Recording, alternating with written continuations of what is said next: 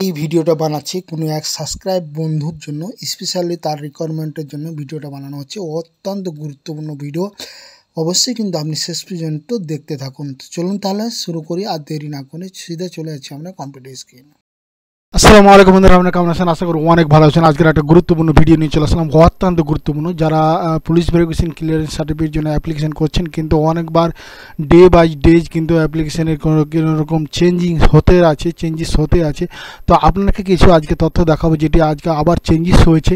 এর আগের দিন ভিডিও দিয়েছিলাম, কিন্তু অনেকগুলো রেফারেন্স নাম্বার ছিল না, রেফারেন্স নাম্বারগুলো অ্যাড হয়েছিল। কিন্তু আজকে আবার কিন্তু নতুন করে দুটো অপশন অ্যাড করেছে। সেই দুটো অপশন কী তা আজকে জানাবো এই ভিডিওতে।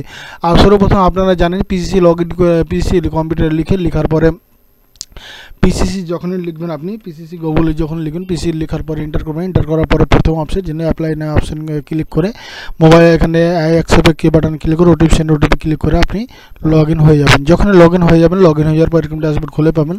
এরকম ড্যাশবোর্ড খুলে পাওয়ার পর ক্লিক হিয়ার নতুন অ্যাপ্লিকেশন করার জন্য এখান থেকে কিন্তু আপনি ক্লিক করবেন। যখন আপনি এখানে ক্লিক করবেন, ক্লিক করার সঙ্গে সঙ্গে পেজটি কিন্তু এভাবে খুলে আসবে। তো আপনারা জানেন আপনারা তো এখান থেকে ভালো করে জানেন যে আপনারা এখান থেকে দেখেন যে এখান থেকে আপনার আধার নাম্বারটি, তারপরে এখান থেকে আপনারা অ্যাকসেপ্ট বাটন ক্লিক করে সেন্ড ওটিপি ক্লিক করবেন। ওটিপির ঘরে ওটিপি দিয়ে দিবেন। এখানে ওটিপি দিয়ে দেওয়ার পরে আপনাকে এখান থেকে নিচে স্ক্রল করে আসবেন। নিচে স্ক্রল করে আসার পরে কিন্তু অটোমেটিক কিন্তু এগুলো আপনার এখানে ছবিটা অটোমেটিক আধারে নিয়ে নেবে। তারপর এখান থেকে আপনার নাম নিয়ে নেবে, জেন্ডার অটোমেটিক নিয়ে নেবে, জন্ম তারিখ নিয়ে নেবে। এগুলো সবই তো জানেন আপনারা, এগুলো দেখার বিষয় না। তারপর এখানে স্ত্রীর নাম, এখানে আপনার ইমেল আইডি থাকলে দিবেন, তো মোবাইল নাম্বার একটা থাকলে দিয়ে দিবেন, আর মোবাইল নাম্বার থাকলে দিয়ে দেবেন। তারপর নিচে স্ক্রল করে চলে আসবেন। নিচে স্ক্রল করে আসার পরে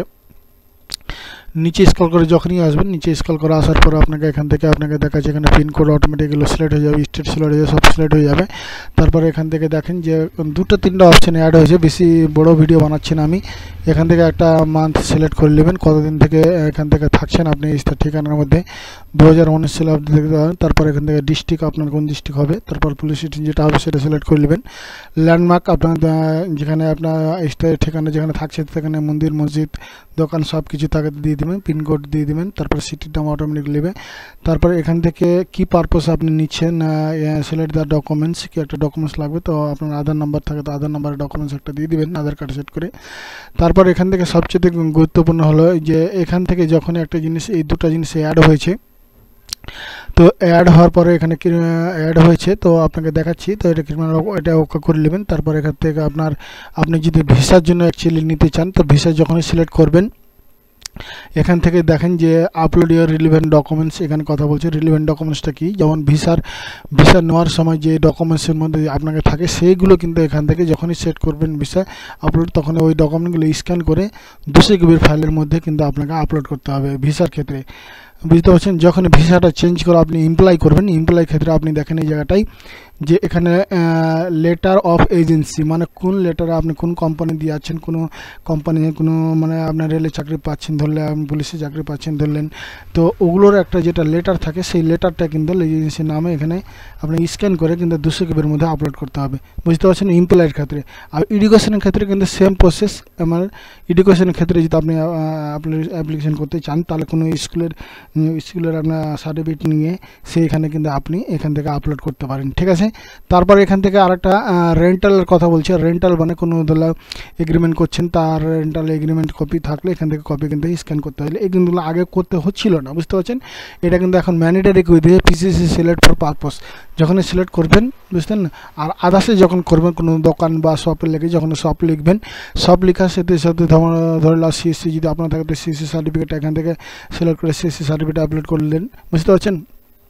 তো একটা পারপোজ এখানে দিয়ে দিয়েছি, যে একটা পারপোজ আগে এটা সেট করে কিন্তু আগে হয়ে যাচ্ছিলো, কিন্তু এখন কিন্তু এগুলো যখন যেটা আপনার প্রয়োজন হবে সেটা কিন্তু তার সাথে একটা সাপোর্টিং ডকুমেন্ট আপনাকে দিতে হবে। মূল কথা হলো এখানটায়। বুঝতে পারলেন? তারপর এখান থেকে নিচে স্ক্রল করে চলে আসবেন। নিচে স্ক্রল করার পর এখান থেকে দুটা রেফারেন্সের নাম্বার বলছে, একজন রেফারেন্সের নাম এখান থেকে একজন দিয়ে দেবেন। এটা তার নাম, তার ফোন নম্বর, তার ঠিকানা, তারপর 2 নম্বরে তার নাম, তার ফোন নম্বর, তার ঠিকানা। তারপর নিচে স্ক্রল করে আসে, দেখেন সবচেয়ে বড় গুরুত্বপূর্ণ, এখান থেকে বলছে if you are already obtain a PCC from this portal and please enter your PCC UDIN number. মানে আপনার যদি পিসিসি এর আগে থেকে মানে পিসিসি যে সার্টিফিকেটটা বানিয়েছেন পুলিশ ক্লিয়ারেন্স, সেই সার্টিফিকেটটা যদি নাম্বার আপনি আগে থেকে বানিয়ে রাখেন বা এই পোর্টালে বানিয়ে পেয়েছেন, সেই নাম্বারটা এখানে দিতে বলছি। যদি না থাকে তো আপনি নাও করতে পারেন, এটা নিয়ে কিন্তু অসুবিধা আপনার নেই। তারপর এখান থেকে আপনি সেভ করে এগিয়ে যাবেন। বুঝতে পারছেন, এই ছিল একটা ছোট ভিডিও, ছোট একটু আপডেট।